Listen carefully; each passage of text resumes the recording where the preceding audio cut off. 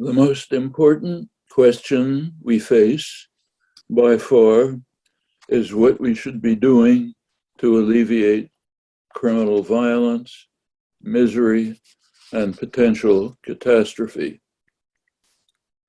I'll elaborate in a moment, but first it might be useful to devote a few words to clearing the ground. One comment, which should be superfluous, but unfortunately is not, concerns one of the most elementary of moral principles. Energy and attention should be focused on where we can do most good. With regard to international affairs, that typically means focusing on the actions of one's own state. That's particularly true in more or less democratic societies where citizens have some role in determining outcomes. To say that actual practice fails to conform to this elementary principle would be a vast understatement. There is a comment attributed to Gandhi, who was asked what he thought about Western civilization. His response was, he thought it would be a good idea. Regrettably, the same response holds for international law. Would be a good idea if states had some interest in it. The most important state, uncontroversially, is the United States, which has dominated global society since World War II, replacing Britain and France. It has, not surprisingly, adopted the policies of its predecessors, utter contempt for international law, both in word and in deed, combined with effusive self-praise for its own nobility. The US has a constitution, which all are supposed to revere. Article 6 declares valid treaties to be the supreme law of the land, binding on all officials.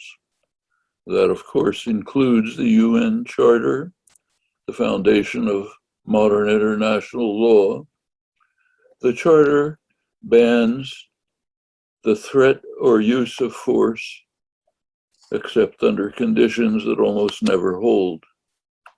Every US president cheerfully violates the Constitution. I've occasionally brought this up in talks at law schools. No one cares.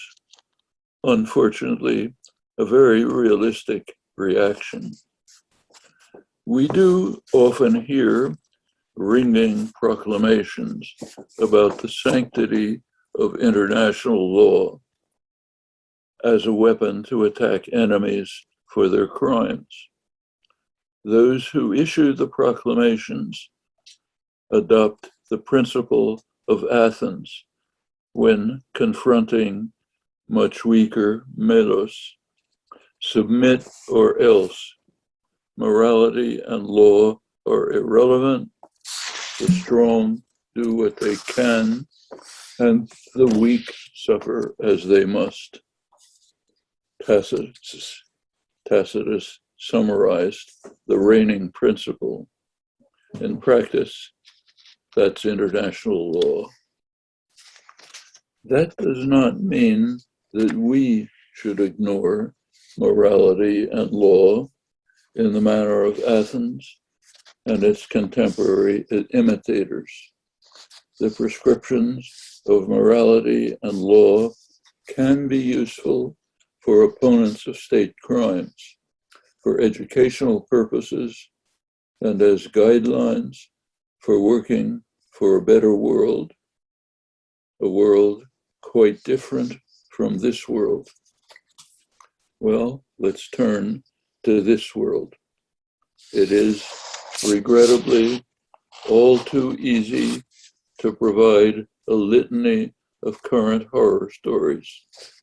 In each case, the crucial question is, what can we do to end the horrors or at least mitigate them?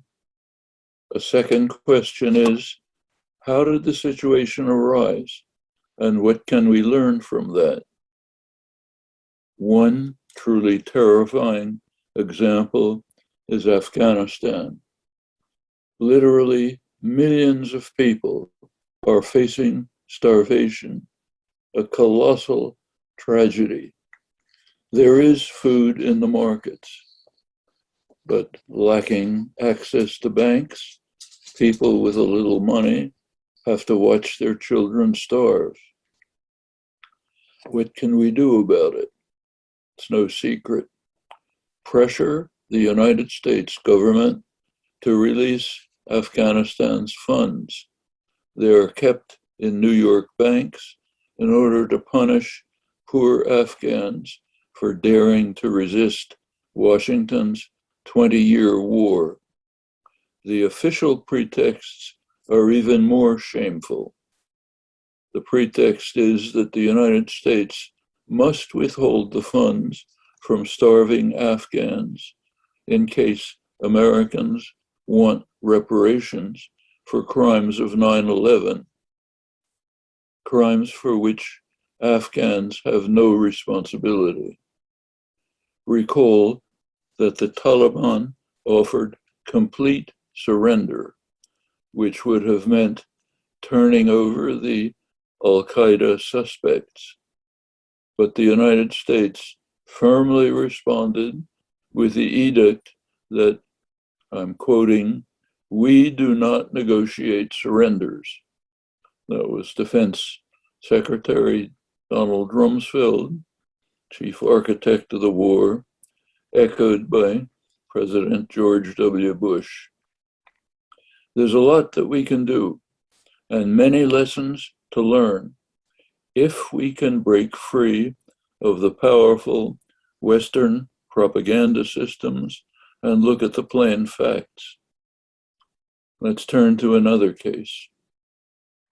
What the United Nations describes as the world's most severe humanitarian crisis, Yemen. The official death toll last year reached 370,000. The actual toll, no one knows. The shattered country is facing mass starvation. Saudi Arabia, the chief culprit throughout the conflict, has intensified its blockade of the sole port that can be used for food and fuel imports. The United Nations is issuing extreme warnings that hundreds of thousands of children face imminent starvation. The warnings are echoed by US specialists. Most important is Bruce Riedel of the Brookings Institution. He was formerly the top CIA analyst on the Middle East for 4 presidents. He charges that the Saudi offensive action should be investigated as a war crime, and the same can be true of those who implement it. Is there anything that we can do? Yes, everything. The Saudi and Emirati air forces cannot function without US planes, training, intelligence, spare parts. That can be ended. Even short of that, an order from the United States would save hundreds of thousands of children from imminent death by starvation. Britain is taking part in the crime, along with other Western powers, but the United States is well in the lead. So we can save the population from indescribable suffering, and we can learn some lessons if we choose. Rather, we choose to issue eloquent denunciations of the crimes and enemies. That's far easier, far more convenient. Nothing new. It's not a US invention. Though as global hegemon, the US is well in the lead in disgrace. It's not hard to continue. Take the world's major open-air prison in Gaza, where 2 million people, half children, live on what their jailer calls a diet, enough to survive, because mass genocide would not look nice, but barely more. They have little potable water. Sewage and power stations have been destroyed by repeated assaults that do not spare hospitals, residences, the civilian population generally, all without credible pretext.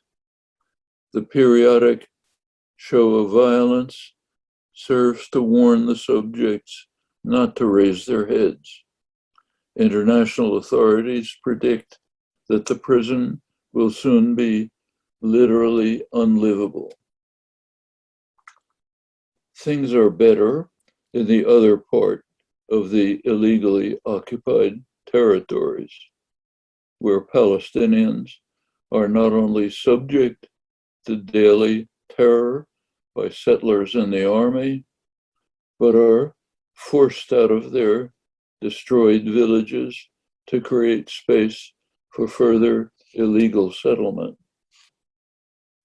No one even talks about the annexation of the Syrian Golan Heights or of greatly expanded so-called Jerusalem in violation of strict Security Council orders, now officially authorized by the Trump administration, which also authorized Morocco's occupation of Western Sahara in violation of orders of the Security Council, International Court of Justice.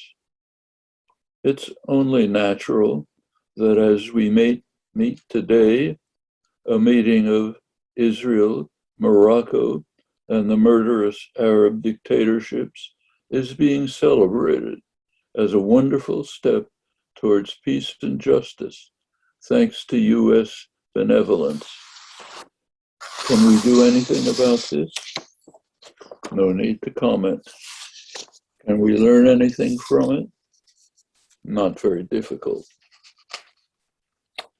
We could easily go on, but let's put a long list of horror stories aside and turn to what is now the consuming concern, and with good reason. The criminal Russian invasion of Ukraine, which in character, if not in scale, ranks alongside of other major war crimes, such as the US-British invasion of Iraq, the Hitler-Stalin invasion of Poland, and other grim episodes of modern history. The immediate task is to end the crimes that are devastating Ukraine.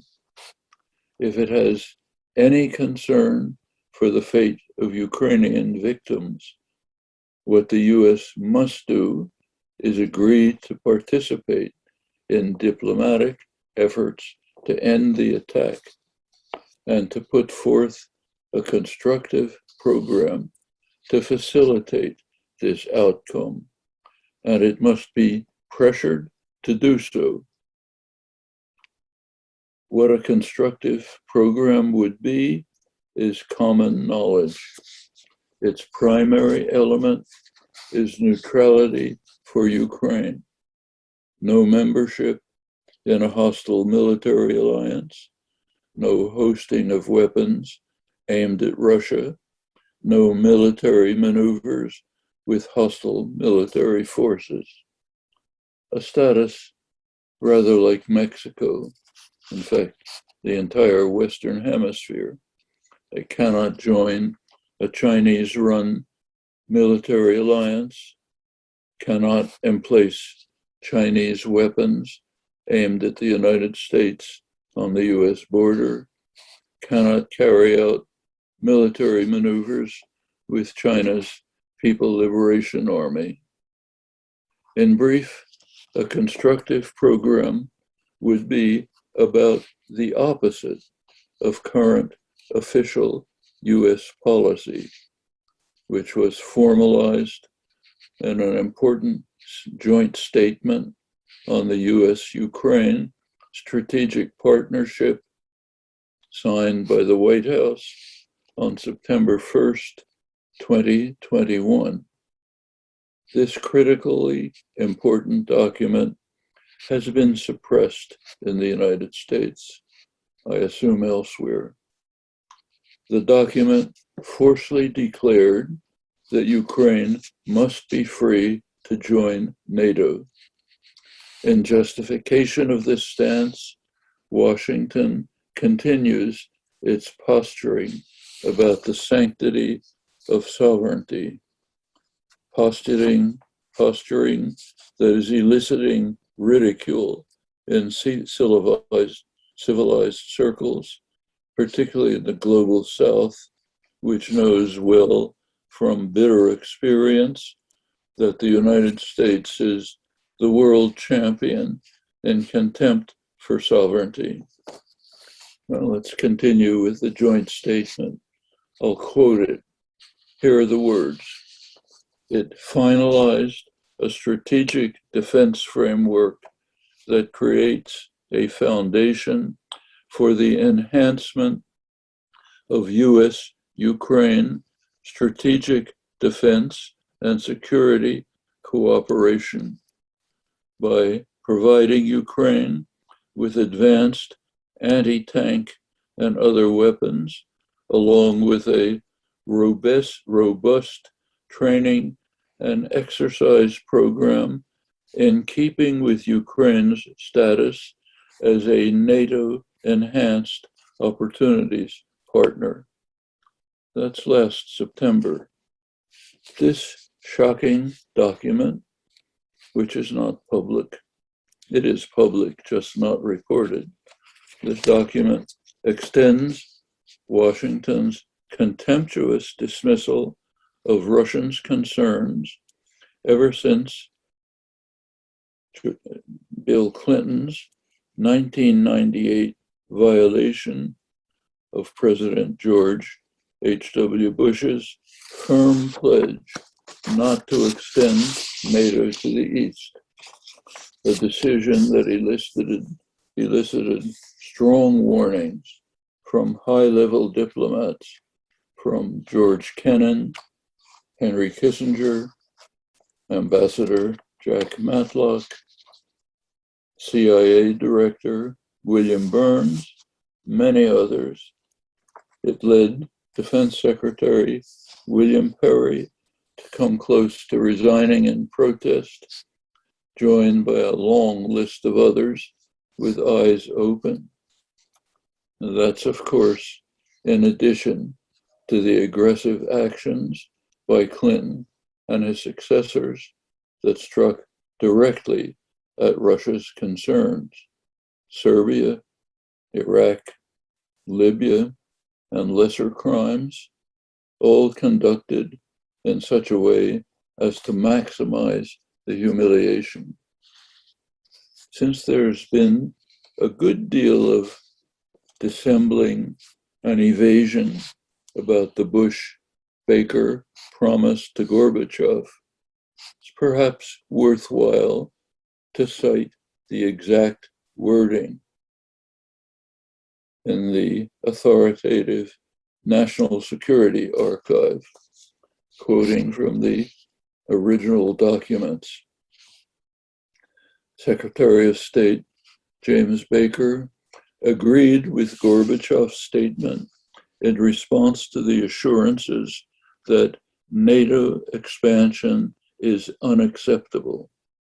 Baker assured Gorbachev, quoting, "Neither the president nor I intend to extract any unilateral advantages from the processes that are taking place. The Americans understand that not only for the Soviet Union, but for other European countries as well, it is important to have guarantees that if the United States keeps its presence in Germany within the framework of NATO, not an inch of NATO's present military jurisdiction will spread in an eastern direction. No qualifications, no ambiguity, no hypotheses, straight and clear." Going back to the September 2021 joint statement, it was, of course, highly inflammatory. It may well have been a factor in inducing Putin to step up his annual mobilization of forces on the Ukrainian border in an effort to elicit some attention to Western security concerns, in this case, escalating it to direct criminal aggression.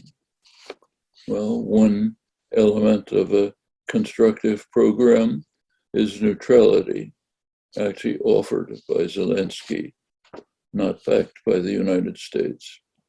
It's well known to all sides, as are others. Whether diplomatic efforts might succeed, we cannot know if they are not tried. So far, the United States, backed by its allies, refuses to try, while sacrificing Ukrainians to a grim fate. We can only speculate about motives, but it is important to recognize that Putin provided Washington with a marvelous gift. He drove Europe deep into Washington's pocket. That's been a leading issue in global affairs since World War II. Throughout the Cold War, Europe has had a choice. Should it agree to be subordinate to the United States within the NATO Atlanticist framework, or should it pursue the vision of a European common home from the Atlantic to the Urals, or even from Lisbon to Vladivostok, with no military alliances?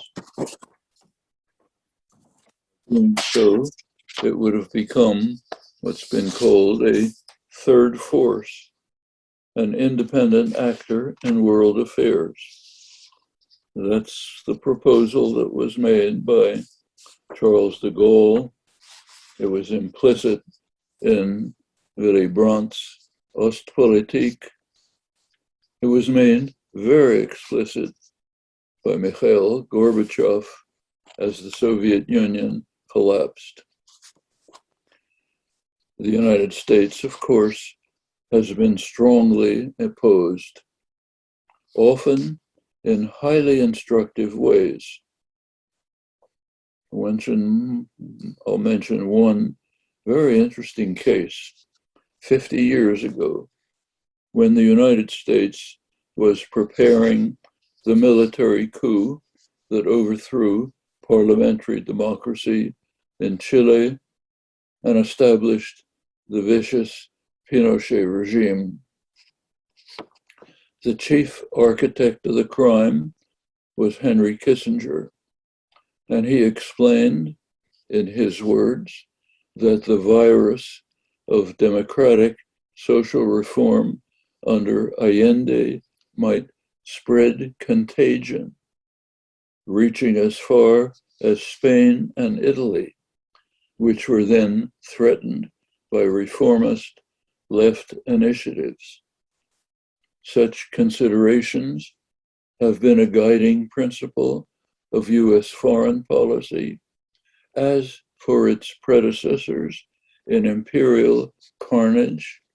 In fact, back to Athens, its order with Melos were motivated by similar concerns, that independence for Melos might spread contagion to the other Greek islands, a major principle in world affairs.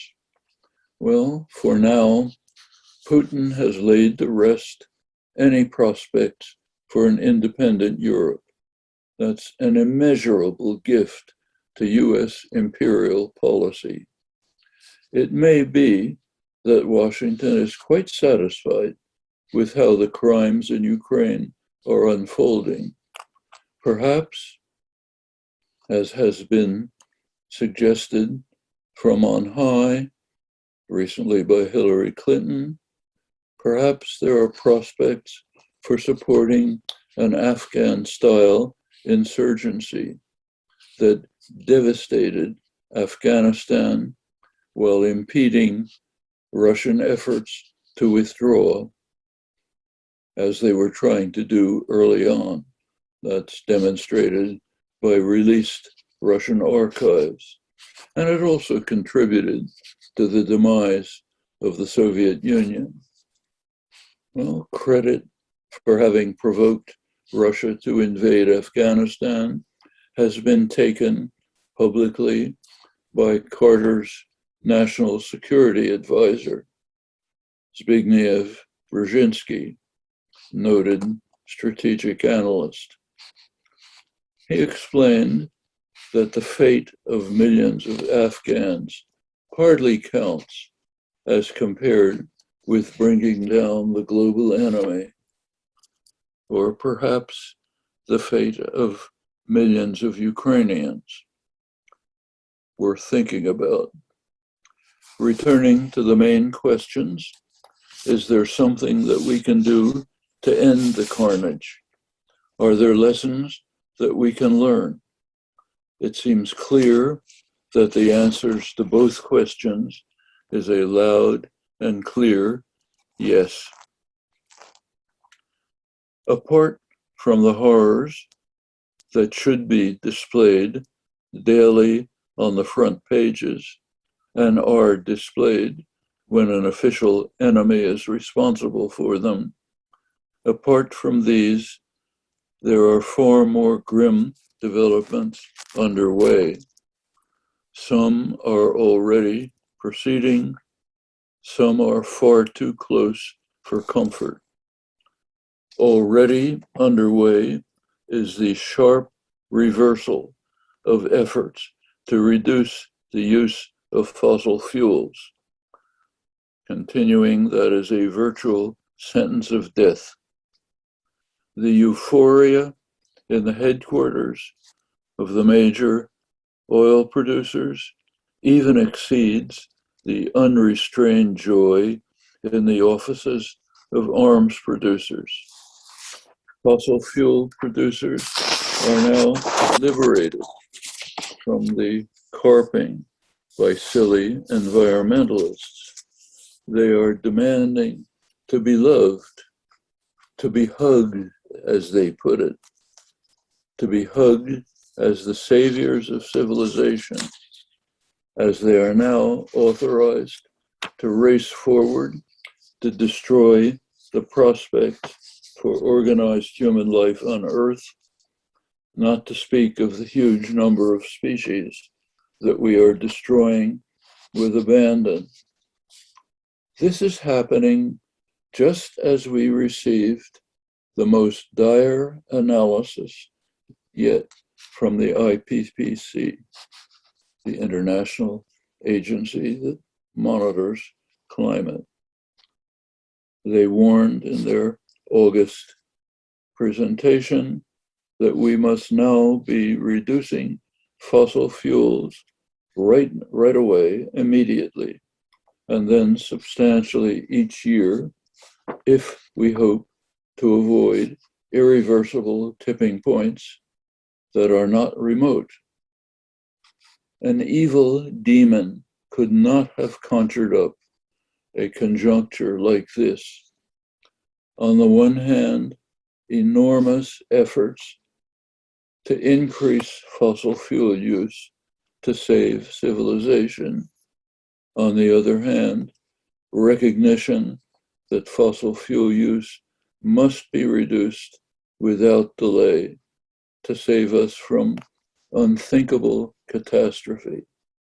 That's the current ongoing situation, and it's not all. The Ukraine crisis threatens nuclear war, which means essentially terminal war. Nothing escapes. The country that launches a first strike will be destroyed to a level where the lucky ones are those who die quickly. And that is not a remote contingency. Putin has already issued a nuclear alert, probably symbolic, but we do not know where it might lead. It's important to understand that Russia has a very weak warning system. It relies on radar that reaches only to the horizon, unlike the United States. The United States uses satellite detection, which provides warnings at the first sign of an imminent attack. Russian officials have barely any warning of an attack, and hence are likely to undertake a devastating strike, even in the case of accidents. And accidents have occurred all too frequently, with total destruction avoided by human intervention.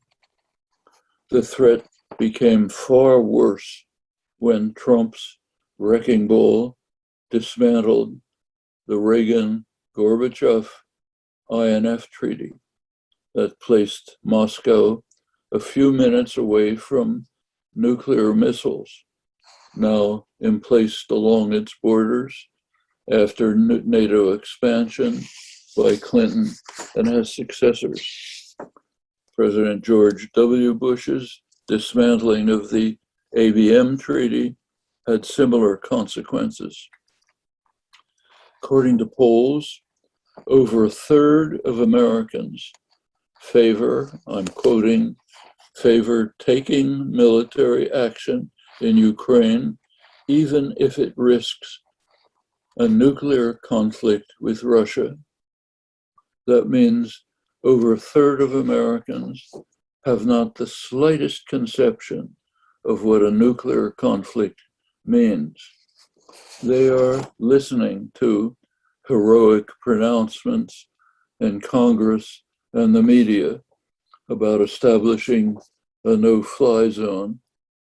So far, that's been resisted by the Pentagon, which understands that that would require destroying anti-aircraft installations inside Russia, very likely moving on to terminal war. Such lunacy aside, it is obvious to everyone with a functioning brain that whether we like it or not, Putin will have to be offered some kind of escape, at least if we have any concern for the fate of Ukrainians and the world. Unfortunately, bold and mindless impersonations of Winston Churchill seem to be more appealing than concern for the victims in Ukraine and beyond. What can we do? The only option is dedicated work, education, organizing, actions to dramatize the threats, carefully crafted to mobilize support. It's not a simple task. It's necessary for survival.